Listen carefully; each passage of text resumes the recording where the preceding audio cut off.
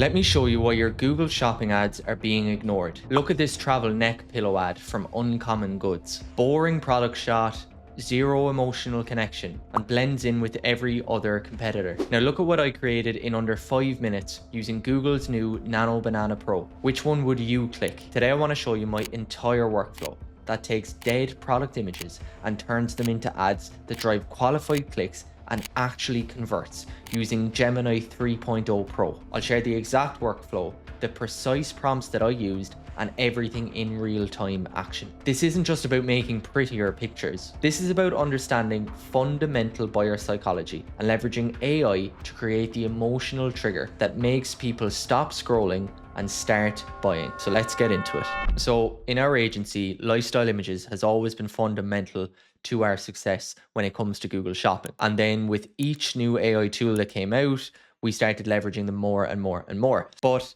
Gemini 3.0 dropped Nano Banana Pro, and we saw some crazy stuff online right off the bat, and we said we had to try it out.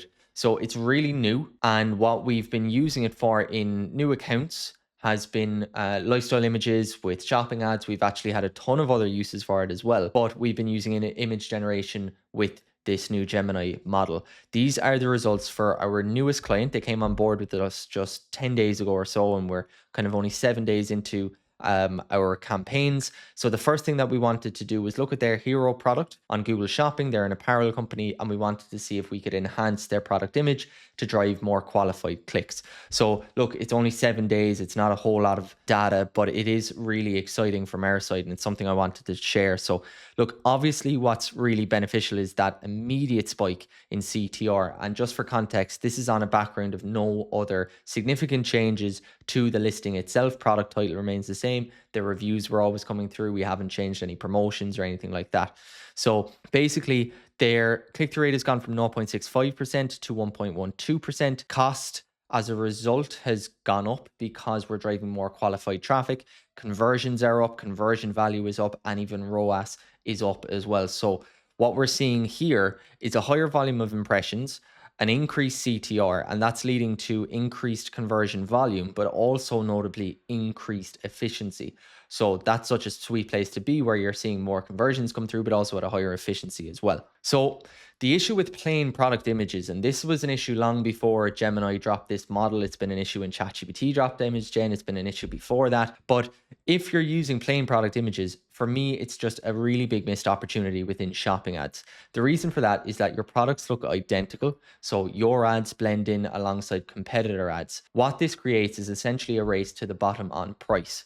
Now, Google Shopping is by virtue a price comparison site, but there's ways and means of being more creative to drive more qualified clicks, even if you might not have the most competitive price. But if you don't have the most competitive price, then you need to work harder to get those clicks. Now, if you're using plain product images, I would argue that you are not working harder and you don't deserve those qualified clicks. Another thing is that plain product images just lack emotional appeal. It's very hard to convey any real sense of emotion or any real use scenarios that can create the emotional triggers needed to click. So depending on the type of products that you are selling, there are so many different emotions that you want to be tapping into.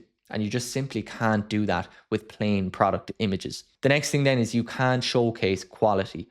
So plain product images, they flatten each product to the same level of perceived quality. It's very difficult to look at one product versus another in the small thumbnail style ads on Google Shopping and say, okay, that product actually looks higher quality when you're just using these plain product images or maybe a product flat lay. So you can't show off any key details that differentiate you from competitors and maybe again justify a slightly higher price point. So in this video, I want to show you a real example, the complete workflow using a brand called Uncommon Goods. They are not a client of ours. We don't work with them. I just took them for demonstration purposes. The product I'm choosing today is a travel neck pillow. So not something that's incredibly exciting or, immediately aesthetically pleasing to think of. And I didn't want to pick something nice and, vibrant and skincare or apparel that's always easy to kind of glamorize with any AI image. I wanted to show you how you can do this even if you have boring products and quote unquote boring. So the target audience here is gift giving moms. The reason for that is they have made a concerted effort to actually focus on travel gear for her. And then this is Christmas gifts and gifts for mom. So I can tell that they're trying to target some gifting terms around the I suppose the gifts for mother at Christmas time. So the workflow that I want to discuss today starts with describing our target audience in detail. So what I want to do here, I have a very clear idea in my head of the type of image that I want to create, but I don't want to just give Gemini or any model for that instance a one prompt and hope for the best. I want to create something that actually makes sense and put a really good prompt together so that when I create a new chat and I give it a new prompt, so the curated complete prompt, it will then be able to produce something of really high quality, exactly what I'm looking for, and there's no back and forth. So this is exactly how you do it. So describe our target audience in detail. A 40 to 55-year-old professional woman. She has dark shoulder length hair with a general sophisticated look. She has a pleasant and warm expression. Her style is classic, timeless, and chic. The next thing that we're going to want to do is describe our aesthetic. So how do we want our image to feel? So for this, you can come up with something yourself. You might have an idea of how you want your brand portrayed. You might have a brand book, and this might be very simple for you. I don't have a brand book for this particular brand. I don't know what they actually want to convey, but I looked at brands in the space or slightly similar verticals, but I landed on Casper, the mattress and bedding company. And the reason I landed on them was I felt that they had a really clean, really kind of comfortable, kind of cozy aesthetic. And as such, it was something that I wanted to mirror on our ads. So in Gemini, I gave it a series of Casper product images that I liked. And I asked Gemini to describe the vibe or the aesthetic. And it came back and it said it's cozy, modern comfort, serene relaxation. So what I did then was I took some of that and I just kept it on file. It basically said, in essence, it is the aesthetic of a premium, well-rested lifestyle with a focus on minimalist, functional comfort. And I really liked that. And that was the aesthetic that I wanted to go to for our images. The next thing that I wanted to do was describe the setting. So I said the setting is a commercial aircraft in a premium economy seat next to the window. Plane's interior is clean and sleek, and there is a warm light coming through the window from the outside sky. The plane is peaceful and serene, and my model is sleeping with the use of the neck pillow. I didn't use Gemini for that. These are my own words. I wanted to be very clear in the setting I wanted to create. Now, if you're not sure on the exact setting that you're looking to create, you can always ask Gemini, tell it what you're trying to do and say what would be some suitable settings. There's a few things you'll have to focus on. I'll go through the prompts in more detail shortly, and it will give you a better indication of the type of things that you need to be focusing on. So the next thing that we want to do is create the image prompt itself. So this is creating the prompt that we will give to our graphic designer Gemini. So this prompt is going to be more of a workflow with a series of steps. We will be asked to provide our answers from step 1 to 3 during this process. Now, I won't go into the full details of the prompt. This document will be available. It will be linked in the description below. I highly recommend you download it. I will have the full prompts here. I'm not gatekeeping anything. This is what I've been using. By the time I've released this video, maybe we'll have something new. It's always the way with AI, but up to this point, I found these prompts really helpful and have been, the reason that we've seen such immediate results with this new brand. But with this prompt, it's going to understand some key things about Google Shopping best practices. And then I told it, this is my workflow. Okay, so I created this new chat in Gemini and I dropped in my prompt. And Gemini said it understood the mission perfectly and wanted to begin the workflow. So phase 1 was style ingestion. So to ensure we nail the aesthetic from the start, please share your style reference details. And our style reference details is our aesthetic or the vibe that we're going for. And you remember from Casper, we were told that the vibe was a premium, well-rested lifestyle with a focus on minimalist functional comfort. And then the workflow understood that, it locked in the style reference, and then product ingestion was next. So it asked me to give the product that we were focusing on. So I gave it the plain product, and I also gave it one of a model using the product as well. I described what the product was just to make sure that there was no confusion around that. And it analyzed the product and understood it was an ergonomic U-shaped neck pillow. It understood the key feature was the distinct raised side profile. It was the critical differentiator here. That was great. I was happy with everything here, and it moved on to the next part, which was the strategy ingestion, which is please provide the ideal customer profile details, which I just dropped in. We had discussed already. It was a 40 to 55-year-old professional woman. She was chic and timeless and then travels a lot due to her work and didn't want to be suffering with neck pain on a flight. So it understood all this, and then it gave me 3 options. It said the first class experience, which I didn't really like. The second option then was more functional comfort, and then the third option was travel ready. And I went with the option 2, the functional comfort. And I said, ensure the woman is in premium economy window seat with warm uplifting lighting and setting. Remember, the product must make up all of the shot. This is an excellent choice, and it gave me back my full prompt here. We have our curated prompt.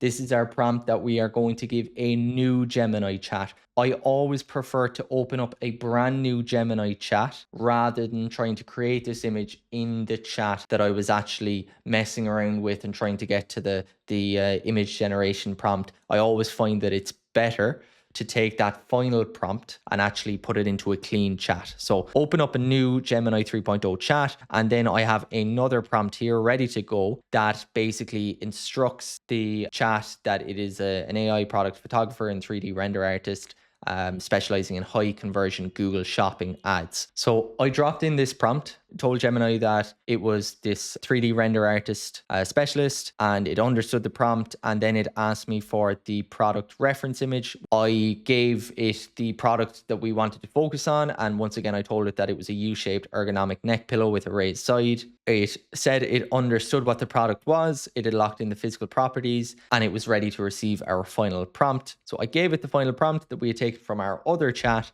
and here we are. This is what it gave me. Didn't quite like this though. The reason I didn't like it, it was almost perfect, but I just felt that I wanted the product to be more centric, and I didn't like that the product was cut out. So this is something that's I've since added to my prompt, and I'm being very open. No prompt is a final masterpiece by any stretch of the imagination, but I said the product is slightly out of shot. I need all of the product to be in shot, and this very simply is what it produced, and I absolutely love this. Very simplistic. The product is taking up basically all of the frame. I can zoom in even further. It gives me exactly what I was looking for. So as I said, this is the result. So we've gone from this to this, and that took me less than 5 minutes. I had all my prompts ready. I have been doing this for a little bit of time. I've been messing around with Gemini, and it took me next to no time at all. So not only have we gone from this boring product image, we can't see it in use, it's on a white background, very difficult to appreciate anything about it. We now have this product image, which is targeted towards the customer that we are going after. So we know we're going after more of a middle-aged demo. This is gifts for mom. This is travel neck pillows for her. Now we're seeing this in action. We're seeing this uplifting scene. We're seeing a scene of serenity, of comfort, of coziness, etc. All the things that we want our customer to experience when they buy our product. And this is now conveyed much more in a lifestyle image like this than it ever could be in this plain product image. And look at it in the feed. We've gone from this, where we're not standing out at all, we're no different. We are second highest priced item here. And we've now gone to this. We've made no other changes. Look how much that sticks out. And it doesn't stick out for the wrong reasons. It sticks out for the right reasons. It's aesthetically pleasing. It speaks to our ideal client persona for this product and is going to drive much higher qualified clicks. And then for an extra boost, this is their PDP that I'm taking to. Okay, so you see the plain product here. You see one more product image here. You see the product being used here.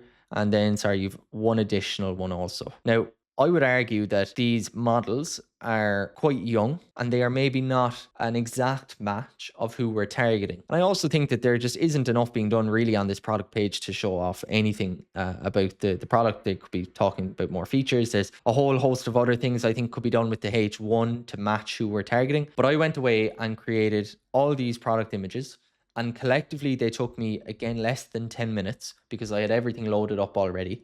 And I just said I wanted different scenes. I wanted another scene, but slightly more elevated. This is just, premium economy. It could be first class. This is more of a UGC picture of our ICP using the product. Another image here of the product in use. A couple of images here that are just slightly more aesthetic. And then one of a gift giving here. Adding product images like this is going to have a profound impact. It's going to raise your conversion rate, but that's going to feed back then to Google's signals. Google is going to understand that people have a positive experience when they click through your shopping ads. They are going on to complete a purchase. So Google rewards you. It says, okay, you must have a really positive experience on site, a really positive ad experience in total. So we're going to reward you with cheaper clicks, higher up in the search engine results page. I've said it before, it's the opposite of a vicious cycle. It's a nice feedback loop that works time and time again. And this is all coming with very little effort from Gemini once you know what exactly it is you should be doing. So there you have it, the complete Gemini workflow for turning boring product images